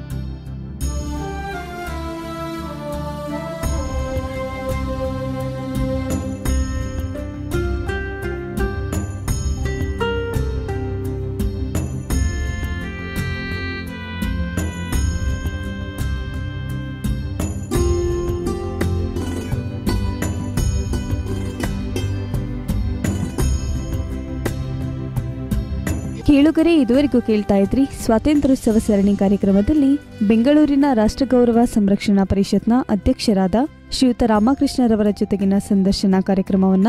ಮುಂದಿನ ಸಂಚಿಕೆಯಲ್ಲಿ ಮತ್ತೊಂದು ಸ್ವಾತಂತ್ರ್ಯೋತ್ಸವ ಸರಣಿ ಕಾರ್ಯಕ್ರಮದಲ್ಲಿ ತಮ್ಮನ್ನು ಭೇಟಿಯಾಗ್ತೀನಿ ಅಂತ ಹೇಳ್ತಾ ಈ ಕಾರ್ಯಕ್ರಮವನ್ನ ಇಲ್ಲಿಗೆ ಮುಕ್ತಾಯ ಮಾಡ್ತಾ ಇದ್ದೀನಿ. ಅಲ್ಲಿಯವರೆಗೆ ಕೇಳ್ತಾ ಇರಿ ಜನಧ್ವನಿ. ಇದು ನಿಮ್ಮ ಧ್ವನಿ, ನಿಮ್ಮ ಊರಿನ ಧ್ವನಿ, ಜನಧ್ವನಿ. ನಮಸ್ಕಾರ.